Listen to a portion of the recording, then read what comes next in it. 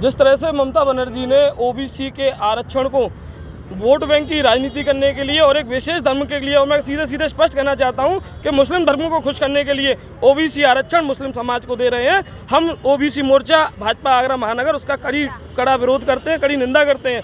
साथ ही एक और जहां माननीय प्रधानमंत्री जी हैं जिन्होंने ओबीसी वर्ग के लिए पिछड़ा वर्ग आयोग की स्थापना की, और वहीं ममता बनर्जी हैं जो दूसरी ओर ओबीसी आरक्षण को मुस्लिम समाज में देने का काम कर रही हैं।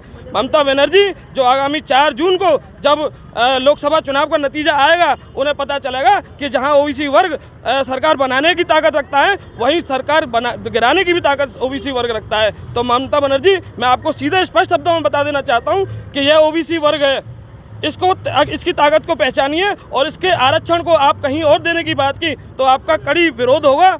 कहीं ना कहीं आपको राजनीतिक विदाई हमेशा के लिए आपको दी जाने वाली है।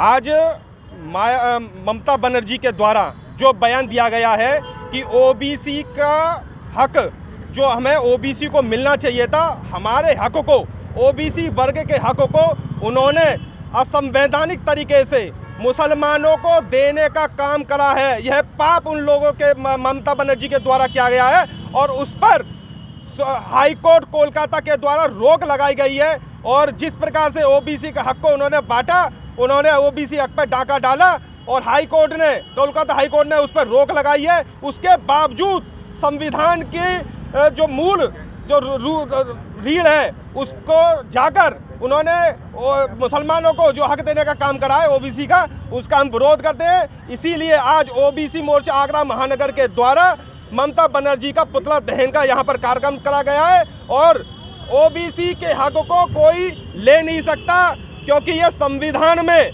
हम लोगों को ये हक दिया गया है। मित्रों, मैं एक बात बताना चाहता हूँ कि जब देश आज़ाद हुआ था 1947 में, तो मुसलमानों के लिए 2 देश बन गए और उनको वहाँ पर पूरा हक मिल गया। लेकिन हिंदुओं के लिए जो ओबीसी वर्ग के लोग हैं, उनको बाबा साहब डॉक्टर भीमराव अम्बेडकर के द्वारा ओबीसी का आरक्षण दिया गया। उस आरक्षण में ओबीसी वर्ग के लोगों के हक में मुसलमानों को जो उन्होंने आरक्षण दिया गया है, हम इसका बहुत ज़्यादा बुरी तरीके से इसका विरोध करते हैं, और इसका हम लोग यहाँ पर बहिष्कार करते हैं। और ममता बनर्जी को इस बार इसकी एक भी सीट लोकसभा के अंदर नहीं आएगी, और भारतीय जनता पार्टी जो कि ओबीसी वर्ग के लिए यहाँ पर हक पूरी तरीके से खड़ी हुई है। हमारे देश के प्रधानमंत्री जो भी ओबीसी वर्ग से आते हैं, वो भी ओबीसी वर्ग के लिए खड़े हुए हैं, और ओबीसी के हक पर कोई भी डाका नहीं डाल सकता। मैं धर्मेंद्र धाकड़, ओबीसी मोर्चा सिवाई मंडल अध्यक्ष। देखिए, आज पचकुइया चौराहे पर ममता बनर्जी का पुतला दहन किया गया है ओबीसी मोर्चा की तरफ से, क्योंकि ममता बनर्जी का एक बयान फिलहाल में बहुत प्रसारित हो रहा है कि वो ओबीसी वर्ग का जो आरक्षण है उसको जो अल्पसंख्यक है मुस्लिम समुदाय उसको देना चाहती है। तो हाई कोर्ट ने भी, कोलकाता के हाई कोर्ट ने भी उसके इस फैसले को 2010 के बाद जितने भी सर्टिफिकेट जारी हुए हैं उन सबको रद्द कर दिया है।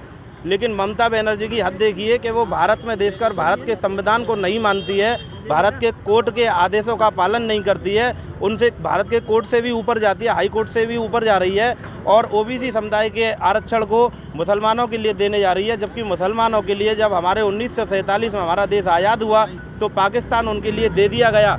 आज पाकिस्तान में जो अल्पसंख्यक जो हिंदू रह रहे हैं उनके लिए वहाँ कोई भी सुविधा नहीं हो रही है, लेकिन यहाँ पर जो अल्पसंख्यक मुसलमान जो रह रहे हैं उनके लिए ओबीसी वर्ग के भी आरक्षण को देने के लिए जा रही है।